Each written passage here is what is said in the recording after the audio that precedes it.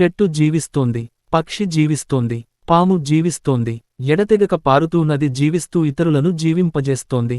జీవనం తన స్వరూపాన్ని చూపించాలని అనుకుంటే ఆ మానవ జీవితం గొప్పదే. ఒక జీవితంలో 100 జీవితాలు అనుభవించాను అన్నారు స్వామి వివేకానంద. జీవనసారం తెలుసుకుని ధార్మిక జీవనానికి కట్టుబడి ఉండాలి అంటున్నాయి శాస్త్రాలు. దయతో జీవితం అడుగడుగునా తన ప్రేమను మనపై కురిపిస్తే అంతకంటే అదృష్టం లేదు. జీవితం శపించకూడదు, జీవనం నిరర్ధకమైపోకూడదు. ఒకే ఒక్కటి జీవితం, రెండోసారి దొరకదు. దాని విలువను గ్రహించాలి. ఏ కుటుంబంలో పుట్టామో, ఏ ఊరు గాలి పీల్చి బతికామో, ఏ దేశ పౌరసత్వాన్ని కలిగి ఉన్నామో వాటన్నింటికి పేరు తేవాలి. నీ పేరుతో ఆ ఊరు బతకాలి. నీ ఉనికి ఆ దేశం కీర్తి దశదిశలా వ్యాపించాలి. ప్రతి అనుభవమూ జీవన ప్రయాణంలో ఒక మజిలీ. జీవితం ఒక గొప్ప గ్రంథం. ఎన్నో అనుభూతులతో నిండి ఉన్న జీవనం మధుర కావ్యం. చీమకు జీవితం ఉంది, అడవిలో ఏనుగుకు జీవితం ఉంది, అందరికి సహాయం చేసే మనసున్న మనుషులకు జీవితం ఉంది.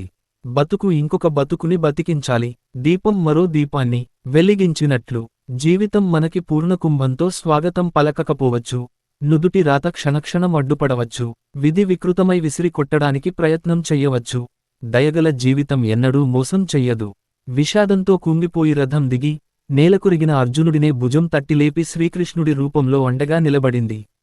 ఘనకీర్తిని ఇచ్చి పంబల్ ఫంటెగన్న అంతర్యామి అవతార మూర్తులకు కూడా జీవితాలున్నాయి, వ్యక్తిత్వాలున్నాయి. వాళ్ళు ఏ కారణంతో భూమ్మీద జన్మించారో ఆ ఎరుక వాళ్లకి ఉంది. వాళ్ళు సామాన్య వ్యక్తుల్లాగా ఎన్నో కష్టాలు బాధలు అనుభవించారు. మానవ జీవన గొప్పదనాన్ని లోకానికి చాటారు. జీవితం అవగాహనకు వస్తేనే జీవన సత్యాలు తెలుసుకోగలుగుతాం. బహిర్ముఖమైన జీవితాన్ని లోతుగా పరిశీలిస్తేనే అంతర్ముఖత్వానికి దారి ఏర్పడుతుంది. జీవితం మార్మికంగా ఉంటే మన శోధన ఒక ఆటగా మారుతుంది. అందుకే జీవన చదరంగం అన్నారు. జీవితం తెరిచిన పుస్తకంగా ఎన్నడూ ఉండదు. సాధించి శోధించాలి.